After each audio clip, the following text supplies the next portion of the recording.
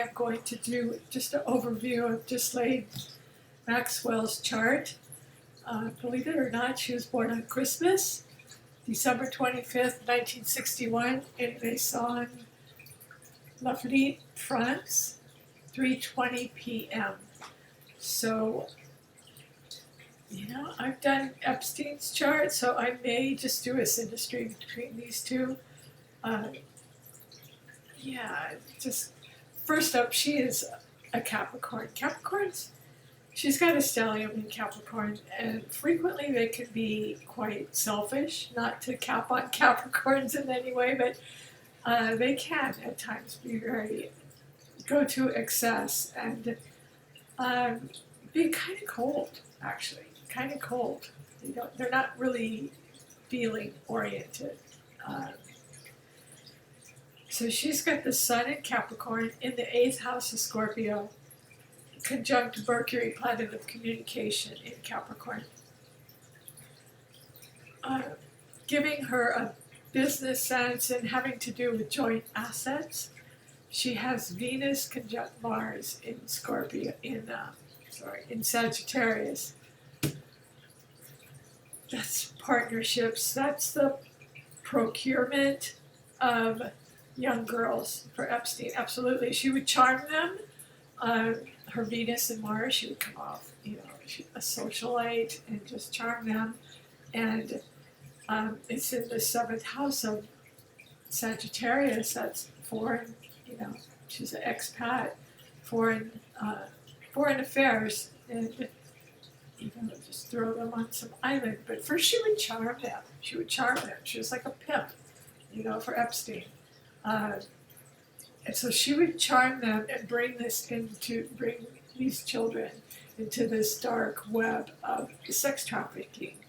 And that's her. I'm just jumping right to it before I even get to her moon. But that's Pluto in the 5th house. She has Pluto and Virgo in the 5th house. 5th house is children. It's self-expression. Pluto's the ruler of Scorpio. So through Pluto in the 5th house, she lures these children into this trap. Pluto's like a spider web of Scorpio. And once you're drawn with her charm and drawn into a Plutonian relationship, it's really hard to get out. Really hard to get out. So that's what she did. And so her moon is in Leo. Her moon is in Leo in the 4th house. Her north node also is in Leo. And so she's I don't know, she's in fashion design now. A lot of people are boycotting her on Wayfair and all these different outlets. But anyway, her moon and north node are in the 4th house of Leo. So, first of all, her father had some notoriety. I think he was into fraud. So frequently that will show in the chart, your whole family dynamic. So that could be her 8th house, Sun, Mercury, 8th house, Scorpio, and the Venus-Mars signature in the 7th house, trining. Everything is trining Pluto. So she was great at what she did. Her businesses, whatever she put her hand to, she was a socialite. But very sort of cold, practical, business-minded. And you had to be really cold to do what she did. Anyway, I already explained the 5th house of children, Pluto in Virgo. And so pretty cold-blooded, pretty cold. And so Sun and Mercury in the 8th house, that is pretty cold-hearted.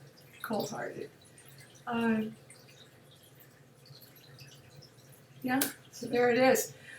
Jupiter in Aquarius, 10th house on the midheaven. So, here she's a socialite working with all these groups, had her own philanthropy, working with oceans or something.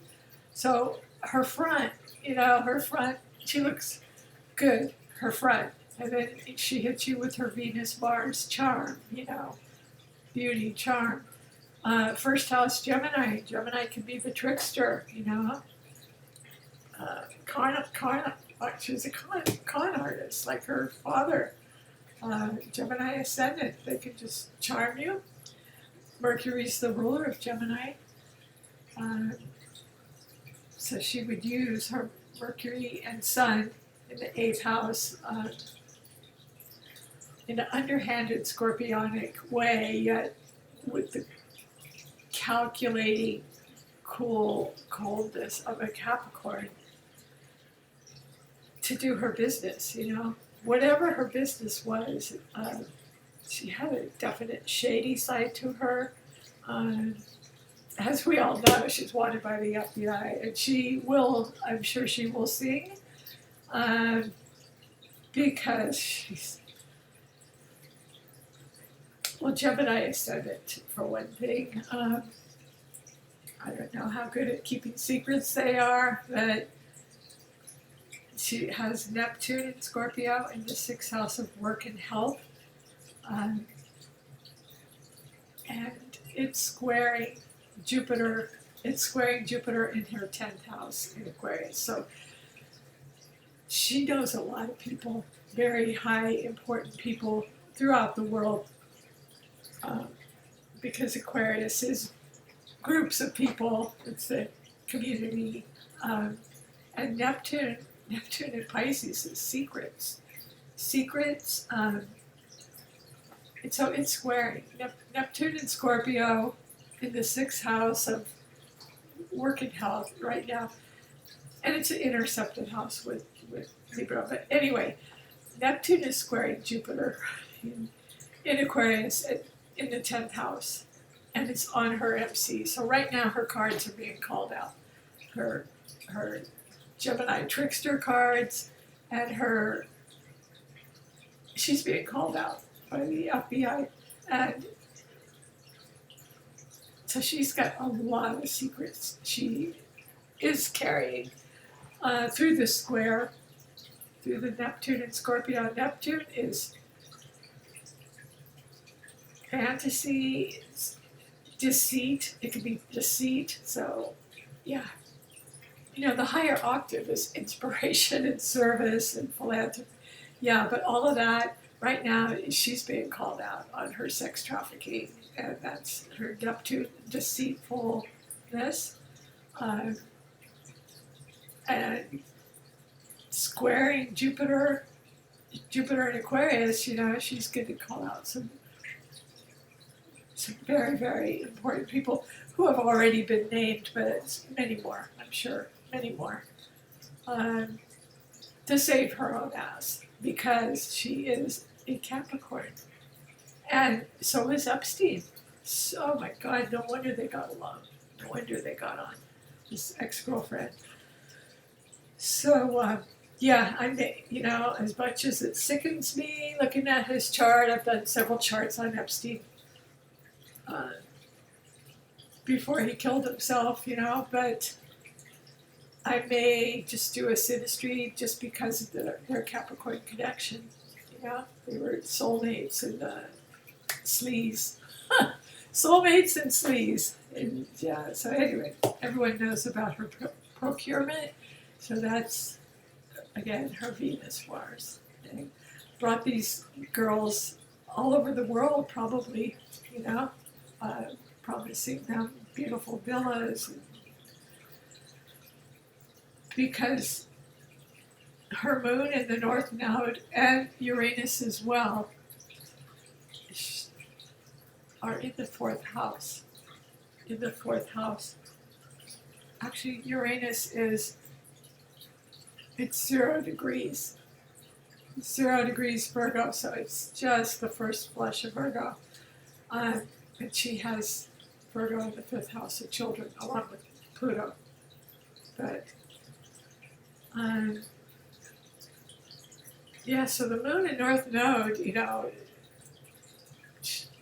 she made a name for herself, you know. She did have homes all over the place, along with Epstein. But yeah, she definitely made a name for herself.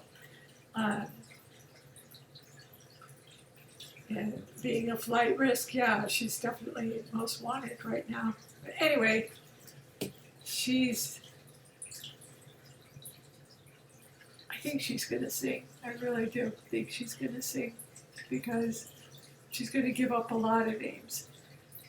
Ninth house Saturn, that's her father. Her father, I don't know, he may have been a Capricorn too, who knows, but he was a con artist. Um, yeah, so that was her value system, belief system, that's in Capricorn, so it's just cold, cold, cold. It's the ruler. I'm singing a Mick Jagger song, you're so cold, cold, cold. But yeah, Saturn is the ruler of Capricorn, so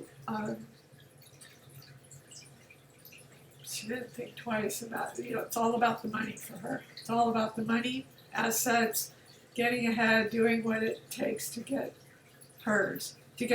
Moon and Leo, it's all about her. All about her. And she wants to make a name for herself in the groups and charm people. And that's the opposition. The moon opposed Jupiter in Aquarius makes it very easy for her to mix and mingle and be a socialite, be in all these inner circles, you know, with like a bunch of important, notable people. I'm not going to name a bunch of names because we all know. But yeah. So, yeah, it just comes very easily for her. But now the curtain's closing on her. Her deceit, Neptune in Scorpio is just being aired. And Neptune squaring Jupiter on her midheaven. I'm not looking at her transits, just her chart. I don't really want to look at her transits, but it's definitely up for her. She's being called out right now by the FBI. And to save her own ass, you know, she's going to give up a lot of people. Yeah, I believe she will.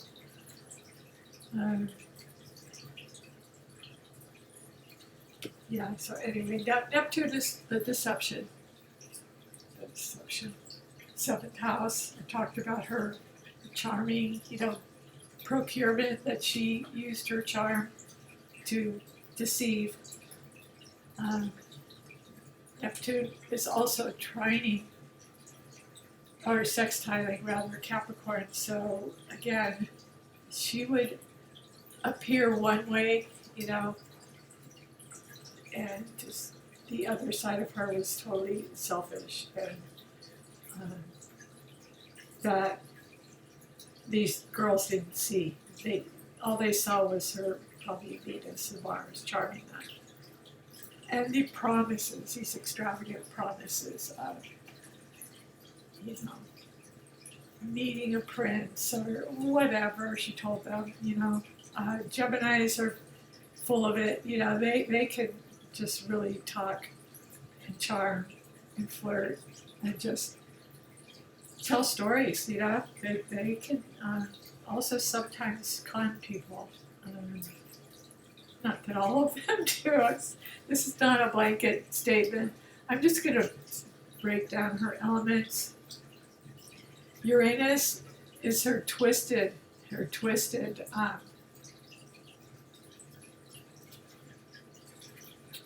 way that she used children. That's, you know, yeah, Uranus and Pluto and Virgo, the 5th house. But yeah, she's being called out right now. They're in a conjunction too, and they're trining her whole stellium. She has a whole stellium. Mercury and the Sun are in Capricorn, but they're also in a very tight conjunction with her Venus, Mars in Sagittarius. So they're all like together in her 7th and 8th house of partnerships. 8th house is joint assets. So she had joint assets all over the place.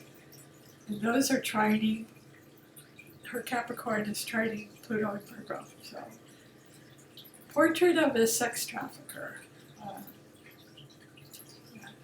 Anyway, I'm just going to move on and break down her elements. Her fire is the moon. Excuse me, the moon in the North Node in Leo, in the fourth house of the home and family. And her Venus in the seventh house. Venus in Sagittarius. Yeah, but her Mars, let's check her Mars. Her Mars is it's exalted in Capricorn. Her Mars is exalted in Capricorn, but her Venus is in Sagittarius. But regardless, they're in two different signs, but they're in exact conjunction because Venus is 25 degrees and Mars is 0 degrees. So within 5 degrees, I'm calling it a conjunction. It looks like they're right on top of each other if you read the symbols. So, yeah, it's just this conglomeration of 4 planets together in 7th and 8th house. Partnerships and joint assets and sexuality too. 8th house, Scorpio, but in a cold manner, cold, calculating Capricornian manner. So anyway, I was just breaking down her elements. Jupiter and the MC are in Aquarius, socialite groups. Part of her was humanitarian. Jupiter brought good fortune, but I guess she had some, philanthropy going on.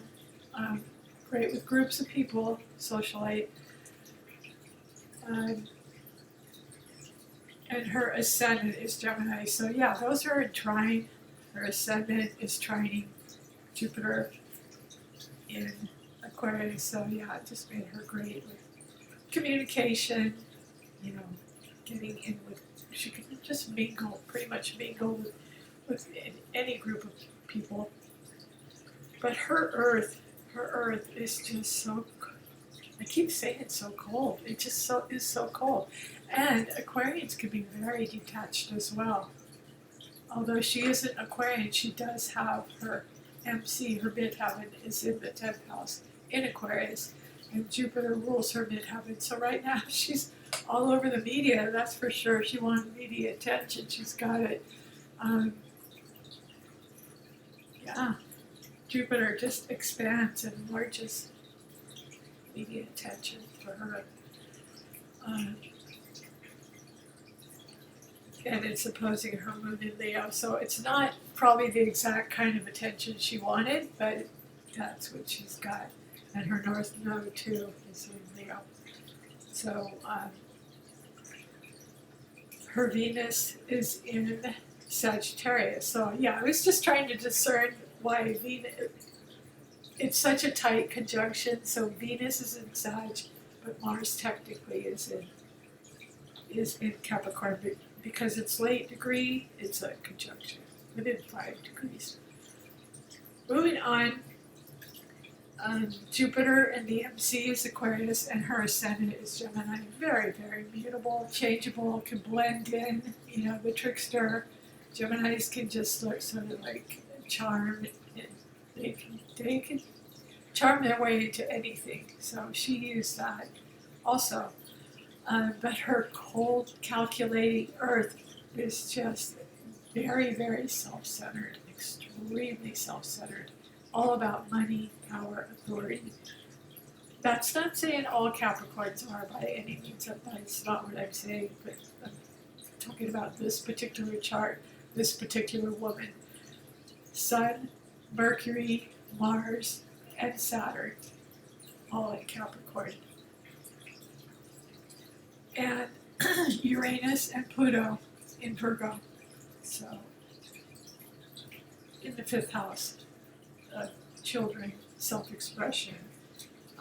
And then water, She has only Neptune. So she is not a touchy-feely, empathetic, compassionate person that, when she uses her Venus and Mars to charm these young girls, she's not what she appears to be. That's when her Neptune squared you. That's when her Neptunian deceit comes in. Neptune and Scorpio. That's the beneath the illusion is this deceit, sex trafficker. Neptune is also squaring her moon. Neptune and Scorpio is squaring her moon in the 4th house. So, yeah, that's the nurturing and deceiving these girls and bringing them home to all their international homes. Jupiter is, excuse me, up at her midheaven.